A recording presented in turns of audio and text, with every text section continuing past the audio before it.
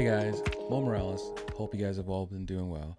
Just wanted to put a quick video together because I was thinking about some things and I figured I could share that with you guys. First of all, you remember I got the 16mm F1.4 and I wasn't a fan of it, right? So I went and I purchased the 16mm F2.8. I'm sending it back. The other day I enjoy the lens in immensely. I do enjoy the lens, but the other day I took it out with me. Omar Gonzalez and I went out to do some night photography in Manhattan downtown area near the new Freedom Tower, and I found that it left me lacking. It left me wishing I had a few more stops of light coming in. The photo that I took were nice in general, but I don't feel comfortable about sharing them yet. I'm gonna retry editing them again. The first night I got them, once I bumped up the shadow, once I bumped up the exposure or shifted the highlights, oh my gosh, the noise went from grain to white pixelation instantly. So I'm like, that's not good. That's not good. And then I looked at Omar's. I took a couple photos using Omar's 60mm 1.4, and those came out just perfect, amazing.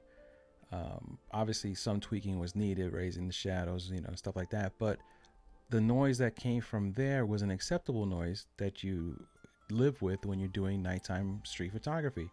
So I'm gonna send this one back and put the money towards repurchasing the 16mm f1.4. I'm gonna go ahead and just pick up the f1, have that extra stops of lights if I need it. Normally, again, it didn't matter to me during the daytime because I shoot between 5.6 and 11 all the time on the streets. I don't use ND filters, so I usually have to cut it down because I usually go shooting out during the daytime. So having this experience at nighttime made me realize that it's better to have the 1.4 and not need it than to realize you needed it and you didn't have it. So I don't know if you watched the Mo No Photo Show podcast yet, but we just released a podcast and we were talking about Tony Northrup coming out with a video on the Northrup's channel where they discussed the possibilities that Nikon is going to be releasing some new DSLRs. And part of me was excited about hearing that, but at the same time, part of me was like, you know what? There's a reason why I left DSLRs, and I don't want to look back. Definitely, I am enjoying the lightweight package that the Sony A7 III offers, the Sony A6600 offers, that the Fuji X-T3 offers. So to go back, I probably wouldn't do it at this time, but there was something that I did love about having a camera that you knew the battery was going to last, that you knew that the minute you pressed the shutter, it was going to fire and it wasn't going to lag, and the fact that you just knew what you were doing. I'm sure, actually, I know for a fact, if I pick up a Nikon right now in the same body style that the D800, 850 was, I would be still at home. Matter of fact, I just used the D5000 a few weeks ago, and it was just like riding a bike. A few seconds on it, and I knew exactly what I was doing. But of course, I was on a Nikon system for like almost 10 years, so it would make sense that I'm kind of familiar with the layout, even if it's been 2 years that I've been away from it.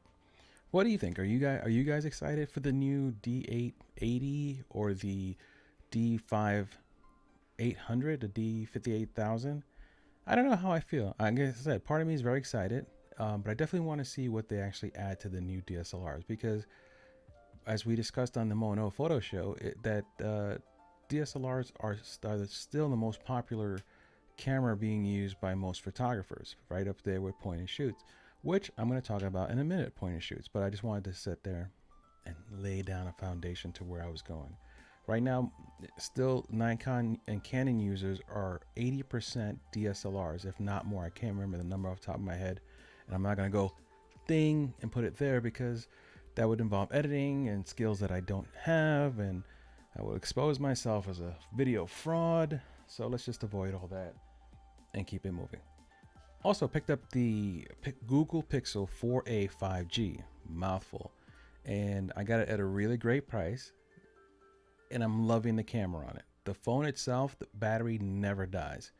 So if you can get one used, I know it just came out, but I got mine used and I paid under $400 for it. If you can get yours used, it is one of the best phones out there. It doesn't have the highest processor, but what are you looking for? What are you going to be really doing video editing on in this phone? Because then maybe it won't work for you. But even that, I've edited a few 1 minute videos. If you follow me on Instagram, Unky_Mo, I post a 1 minute motivational clip, and I will record that anywhere from my iPhone to this Google Pixel 4a 5G. Got to drink some water every time I say that. As well as I've updated to the iPhone 12 Pro Max. Love it.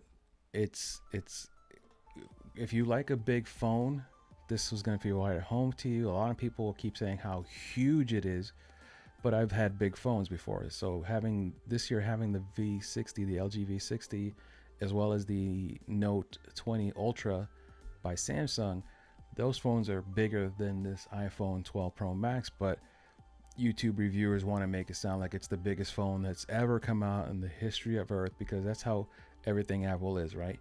It doesn't count until Apple releases it. So this is officially the biggest phone in the world, I guess.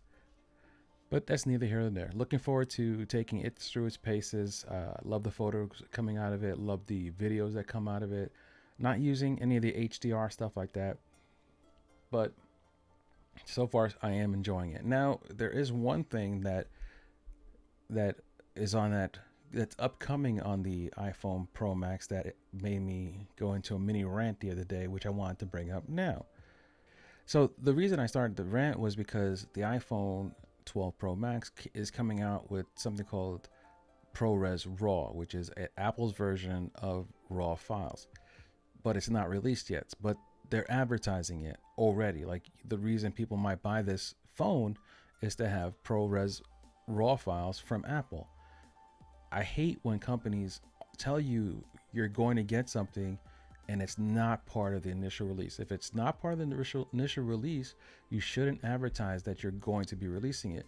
Maybe drop it on us later on as a surprise. There's my dog.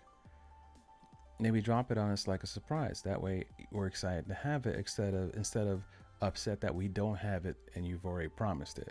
What brought that conversation to me with the Nikon Z6 the Nikon Z6 II, was that they're telling you you can shoot 4K Ultra HD at 60 frames per second, but it'll be a release scheduled in February as a download via firmware. Why bother telling me in October, November about something you're not even going to release till February, and that's tentative? Who knows? Maybe something goes wrong with the testing and they delay the pushback further back. I'm sure it'll be released before the body cycle is over and the Z6 III is released, but just something to think about. Companies quit promising stuff that you don't necessarily have available and then surprise everyone and drop it like, hey, look what you guys have going forward. Do you guys agree with me? Do you guys think I'm crazy, old man? Get off my grass. Let me complain and bitch a little bit. I don't know. Anyway, so I got this video together, not to vent about Samsung, not to vent about Apple, not to vent about Nikon, but to say, do you think the point and shoot is on its way out? Why do I say that? Because you have your cell phone in your pocket, and 9 out of 10 times your cell phone, well, 10 out of 10 times, if you're a cell phone carrier, you have the phone with you.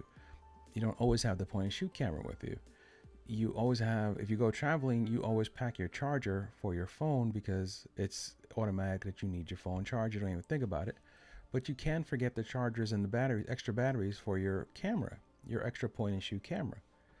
Most cell phones have a focal length between 23 to 70 on average with their digital crop on the main camera. So even if you only have one lens on your cell phone, you have a focal length that kind of is similar to most standard point and shoot. Yes, there's some point and shoots that offer you a wider focal length as well as a tighter focal length, but same thing with cell phones. Most modern cell phones that start at an average price and up come with 3 cameras nowadays. You have the ultra wide, the wide, and the telephoto. So do you really need to carry an extra little camera with you? Besides that, they offer portrait modes, which a lot of the aperture settings on these point and shoots will never allow you to create a portrait mode photo, including the fact that some of the newer cell phone cameras offer such a wide aperture at 1.6, 1.8, 2.2, where if you position the camera close enough to your subject, you're going to create a natural portrait mode anyway without even using the computational photography. But speaking of computational photography, cameras such as Google, cameras such as on the iPhone, sometimes can create a better portrait look than almost every time can create a much better look than you'll get on a standard point and shoot camera. So I bring this up with the expectation that on my level, a photographer on my level, and I'm not the world's greatest photographer, but I'm not an amateur photographer. I'm not even a consumer photographer who just points the camera and shoots it. I'm an educated photographer, understanding the ins and outs of my cameras, whether they're on my phone, my camera, or anything else. So I know, to me, a point and shoot is too elementary. That sounds pompous. An entry level is too basic for what, any kind of shooting that I do. So the photos taken from a cell phone, to me, are much better serving for what I need than I would get from a point and shoot, Canon PowerShoot ELPH 180. But for me, that's for me. So I believe for me, a point and shoot has been replaced completely by a cell phone. But in searching YouTube for this video, I found that there were a lot of people still excited to unbox a Canon PowerShot ELPH 180, and a lot of clicks on those videos. So to me, it's only dead for those people who are initiated. So if you're just Johnny Basic, that a point and shoot camera is probably the best thing in the world that's ever happened to you. And if you're watching this video, you might have a point and shoot, but how often do you actually use it? And if you watch this video, you also might be in the bucket of you're past the point of the point and shoot, or maybe you're not, and you're just here to come figure out which hat I'm wearing today. But anyway, I babbled long enough due to all my researching and anything like that. So I appreciate your time. Thank you so much. Until next time, don't know when that'll be, but I thank you anyway for stopping by. This has been Mo Morales. We'll catch you next time.